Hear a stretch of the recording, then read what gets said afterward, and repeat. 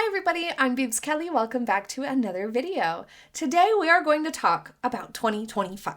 While the Sussexes are already busy trying to set a new tone, and clearly the Meg is trying to turn a new leaf and start a new venture, and Harry has Invictus coming up, there are some mistakes that they made in 2024 and previously that I really wish they would avoid for 2025, and that would go a long way in helping them out. Now, I know many people think because of everything they've done, they don't deserve to be helped out, but it's quite annoying, isn't it? And frustrating to have all these things constantly not working out and making mistakes that everybody's like, why would you do that? Why would you do that? Again, looking back at poor Harold and the Megs year past, it's difficult not to see the embarrassments and the frustrations and the fails. Despite their desperate and expensive efforts, they're consistently rejected by the public and businesses alike. Their goals for 2024 were clearly to remind the public of their working royal days. And while pretending to be royal didn't really work out like they had hoped, their attempt was aimed at being seen as doing good, or actually good in some way, contributing positively somehow. It didn't work, but that's what they were going for. So the best thing they could do after a year full of failures and snubs would be to learn from those things, wouldn't it? Will they? Likely not. But here's the top 5 things I wish they would learn and change for 2025 that would have a good impact to try to make things a little bit better for the Sussexes this year, to have a better shot at rehabbing their image at best, but at least to be less annoying, less cringy, less awful for us to observe. With news of the Meg's show finally coming out, it would be to pick a lane already. Pick a lane. Stay in it for a few years. Then you can branch out. This is the thing that people have been saying since day one with the Sussexes and what the Queen told them. You can't really do it both ways and have it work. The trouble with the Sussexes, but particularly the Meg, is the lack of understanding of public image and branding and how that whole thing works. When you're newly introduced to a wider audience like the Meg was as a working royal when marrying Prince Harry, you really do need to develop a clear image and foster a relationship with the public. Because if the public doesn't care about you at all, neither do the papers or the media, and you won't have any traction really. And when you're trying to do philanthropic work, charity work, bring light to causes, those sorts of things, you need that traction to get it in the papers, to show why this is good or show people what they can do to help out and make the world a better place. You have to demonstrate those behaviors to inspire other people to do it, especially when those people you're trying to inspire to do it have far less time, money, resources, etc. than you do. So you need that press and you need that positive relationship with the public to really make philanthropic work and leading the way in culture and charity work and stuff like that, causes to really work out and be successful at all. We know that didn't go well when she was with the royals because she did have ulterior motives, we now know. When she and Harry struck out on their own, though, they had the opportunity to reintroduce themselves. That potential to clearly demonstrate a positive, kind, friendly, unpretentious image was literally squashed with Oprah. Vanished, obliterated.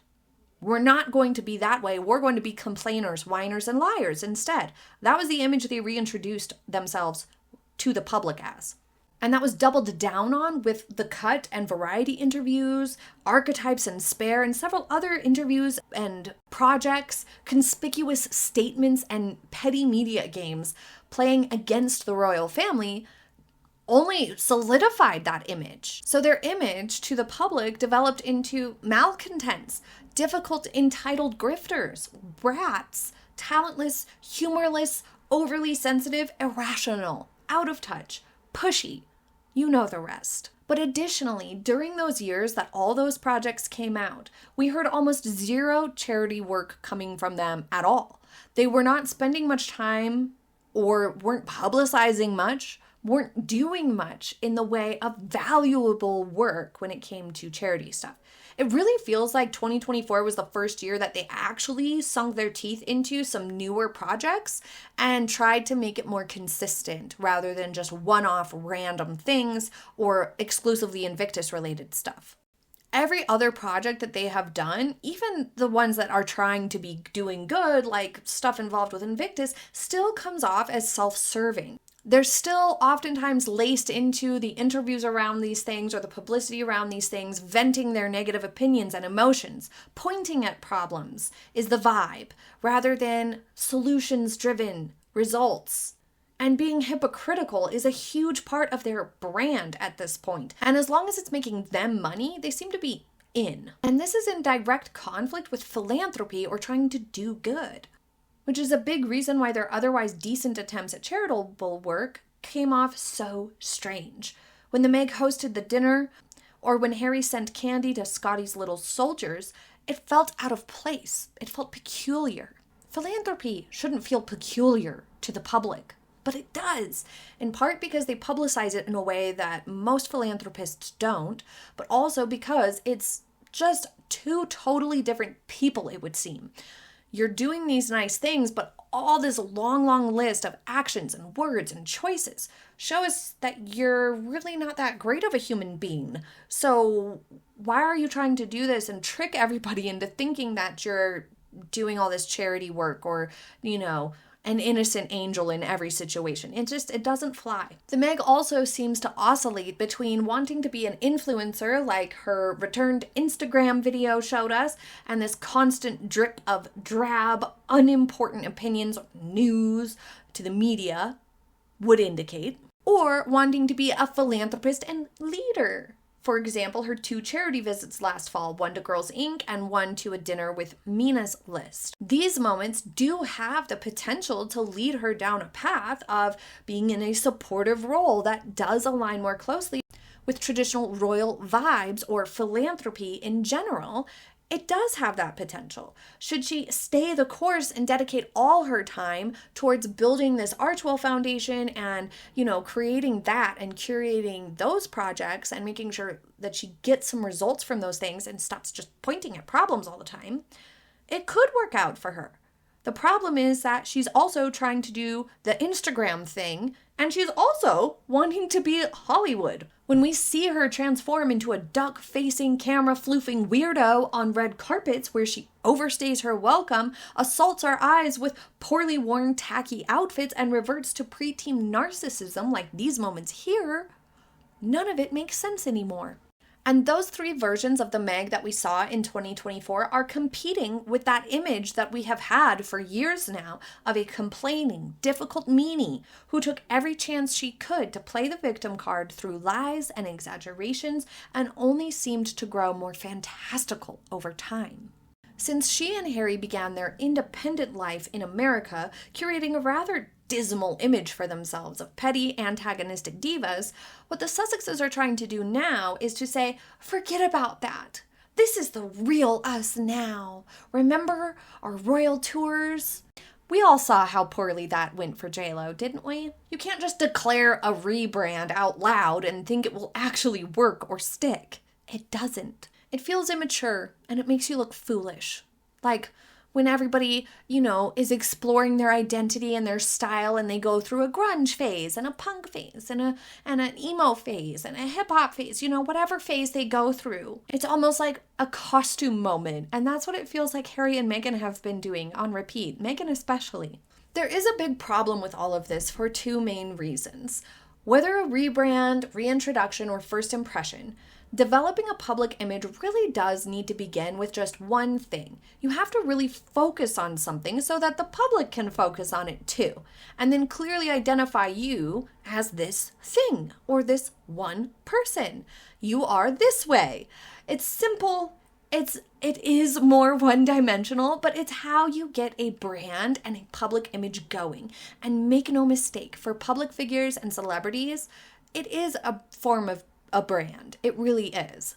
Harry and Meghan did begin with one thing, and that was complaining and lying and being generally shitty. So that's going to be nearly impossible to shake at this point because they doubled down on it in the years following. But for the best hope at a rebrand now, at this point, it does need to be just one thing. And that's why I say they need to pick a lane.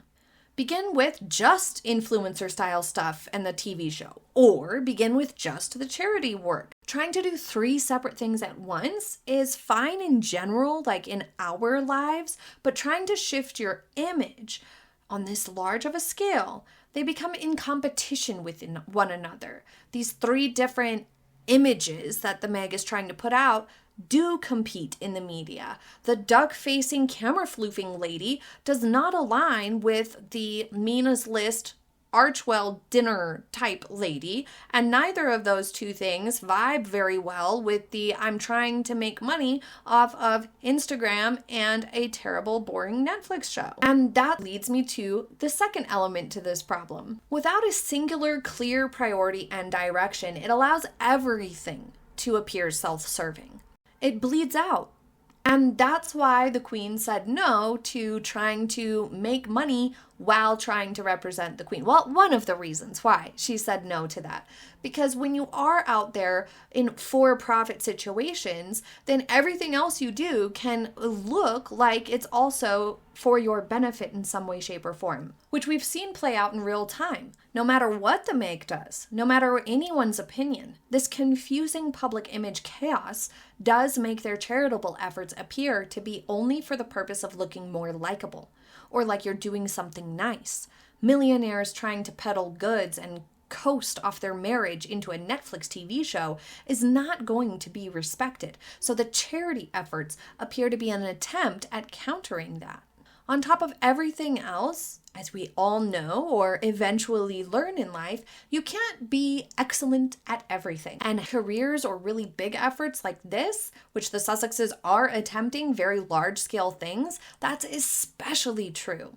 You don't see the CEO of Starbucks or Amazon also being CEO of another company, and that's the equivalent of what Harry and Meghan are trying to do. Maybe slightly less high scale and high stakes than that, but they're trying to be, high-powered philanthropists with Archwell Foundation and trying to create a show business element to things with this Netflix thing. They're trying to do both, and both are really big endeavors that demand a lot of time, attention, expertise, talent, focus, brain power. And that's probably why it all comes off so amateur and half-assed, because they can't dedicate enough brain power to both things at the same time. It's illogical for the Meg to think that she can be Hollywood and mingle on red carpets and develop relationships with fashion houses and high-powered Hollywood networks to be a part of that crowd, and go the influencer route at the same time, do this show and sort of Instagram vibes, peddling overpriced goods, and be good at both or achieve any degree of success at either of them at the same time. Best take one at a time. And she's trying to throw a third in there with her philanthropy stuff too. So it's just too much. It's too much for any one person to do at once. But on top of it, it's again a lack of awareness in reading the room, because a lot of Hollywood people who have gotten to where they are through a lot of talent and hard work, actors, singers, musicians, these types of people, models, they work hard at this one craft to achieve excellence at it.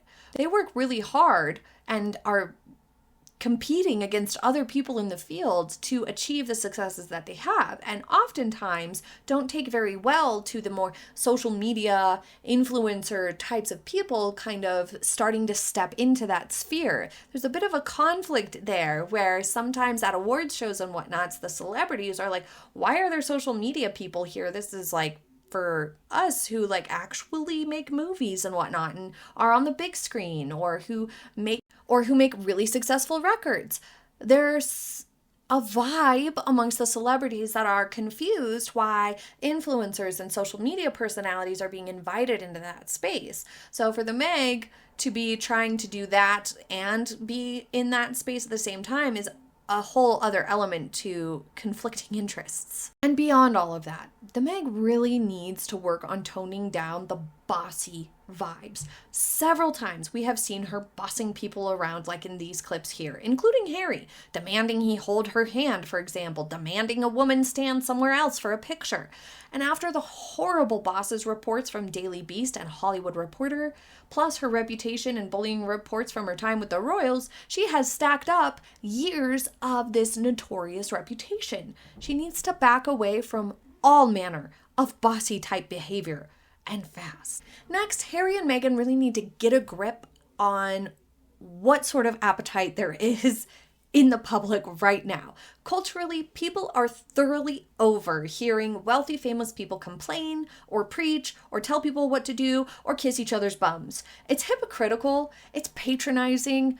Nobody wants to hear about it anymore. It would do Harry and Meghan's image a world of good to quit lecturing people all the time. The overly self-important attitude also isn't endearing anyone to the Sussexes at all. Over-the-top security, continuing the court battles, it will continue to haunt them and negatively impact their image as long as they're doing it. If they want to seem so relatable and so ready to help out everyday people with problems, then they should maybe try to be seen a little bit more relatable by the public. Finally, a focus on substance will certainly make a huge difference. They stepped a little bit closer to that this year, doing a little bit of charity work and doing more than one thing with any given organization throughout the year a couple of times. For example, Meghan did 2 visits with Mina's list. But it all still seems too little, especially in comparison to how much they spend and focus on their own experiences. Increasing the amount of substance behind what they say is imperative. More charity work, more money donated, less billing their expenses. More time spent helping, and fewer speeches and panels, for example, opting to volunteer in real life more and talk at panels pointing at problems less. But what would you like to see them change in 2025? Leave it in the comments. Thank you so much for joining me for today's video. I hope you have a happy day ahead, and I will see you next time. Bye!